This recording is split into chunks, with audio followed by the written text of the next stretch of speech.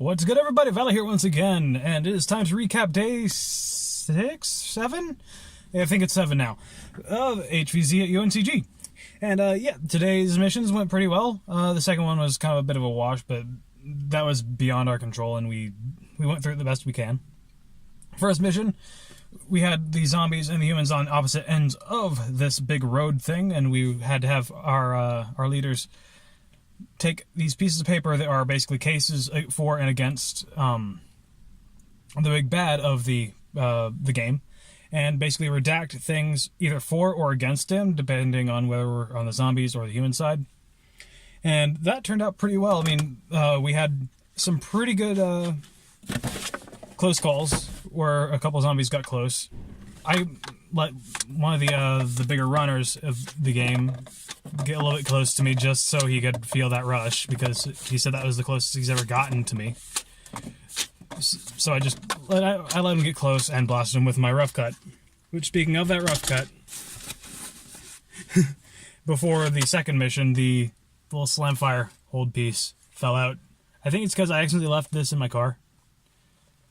I'll have to open this back up and put it in, but you know, I need to fix my pieces of my clamp system anyway, so I just need to get that back in there, clip it in place, maybe hold it in place with a dab of hot glue or something.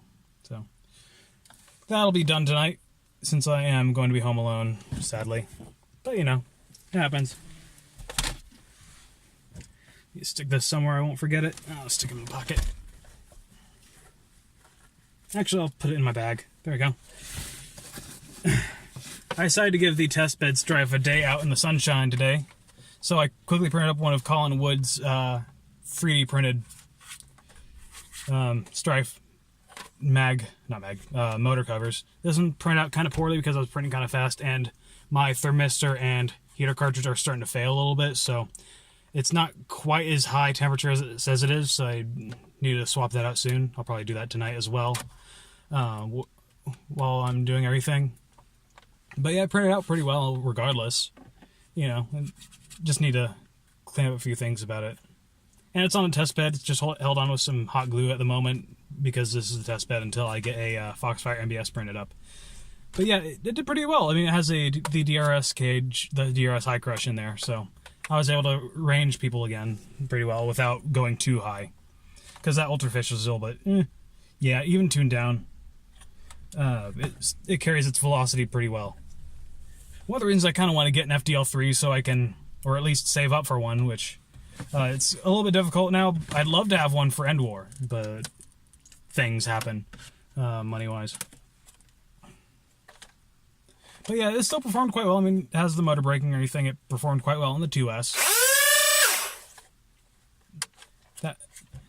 And zombies fear it whenever I run after them. But yeah, we basically had to redact parts of this document, either for or against the big bad named Elias, who is like a big corporate dude. Had this mag. I'm gonna do it this way. And we managed to beat them out by, I think it was 5 points on the whole scoring thing.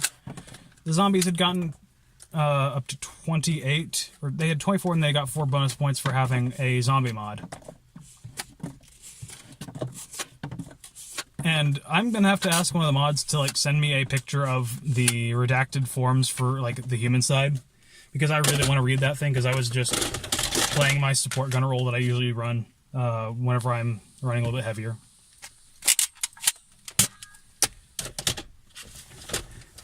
And I'll likely end up reading these out to people, to the channel while I do things.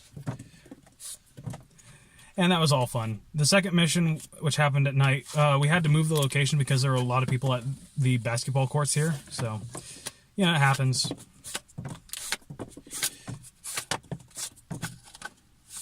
But the main goal is for zombies to find these bandanas and put them in this hula hoop in one of the putting greens.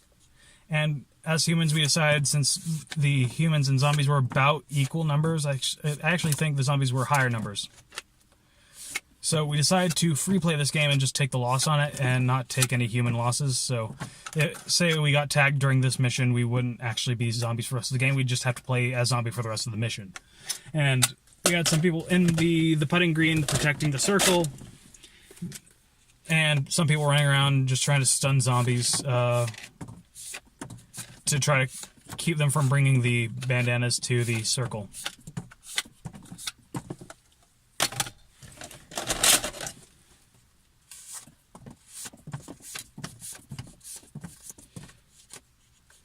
And I got bored standing in the circle, to be honest, so I decided to run out with the rest of the human group afterwards. And I've been getting really good at leading my shots with my strives and stuff.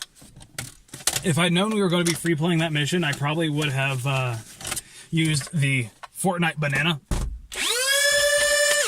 Even though we couldn't see on the golf course because there are no lights out there at night. But yeah, it would have been funny just to be able to shame people with this. I'm going to have to get a longer piece of worker rail or print one up that will fit on here to fill up this gap up here. Because it won't be hard, just need to measure out the spot that needs to not have rail there. And that way I can just slip it on without this sight in the way, you know. Take the screw out, take the side out, slide it all on. And that'll be fun. I am still working on an auto kit for this because I think this thing deserves to be made automatic. And then after that, I want to put the special paint job I have in mind for this on here because I think that'd be nice. And then I could probably sell it to help the channel out. Maybe I could sell it for enough to get myself the internals kit for an FDL3. Here's hoping anyway. I'd love to be able to get a hardware kit for the FDL3 with a set of the machine flywheels that Jesse's been working on a robot for. I'll have to ask him and butter him up and everything as best I can. But, you know. Yeah. I doubt I'll be able to. I have to get another box of darts because this is all I've got left out of those 2 boxes. Even though I've been getting back most of my darts, I've been, you know, I'm not going to get every dart back, so. I mean, out of 400 darts, I've got about 100 left, and it is almost the end of the mission because today's Wednesday. So, got Wednesday, and then Friday's the last day, which will be the final one mission, and it'll be in the rec center. So that'll be quite fun.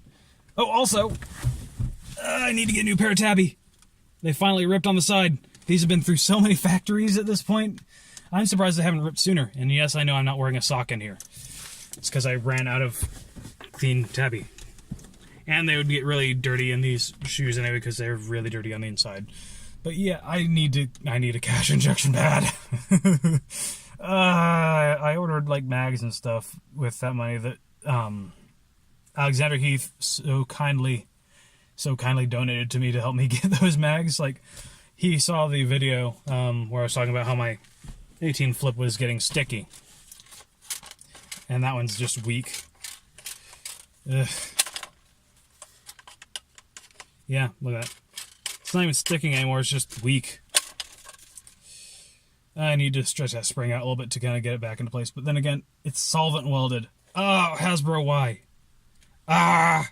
And then again, I have a load of these old Stampede 18s, you know, that I've had over the years. These have seen a lot of use. This one might be okay. I'll need to get some grease or something in there, or some dry Teflon. I can't even pop this one open either. I only was able to get like 1 or 2 mags too, so if you'd be interested in buying the Fortnite banana once I've got the auto kit and everything made for it and painted up and everything, drop me a message down below if you'd like to be able to shame people with this thing. Because yeah, I think that'd be fun. And one thing I did do for this, I did put one of my homemade thumb screws on here. Sort of inspired by 01 Techs. But I did carve out the battery tray, so now you've got plenty more room in here, and there's a nice wall on the front of the cage. This currently has a strife cage in there. I'll probably swap it out for... I'll leave the strife cage in there. I already bent that screw post for it, so... If I have a long thumb screw, I'll have to put a shorter one in there so it's not so long to...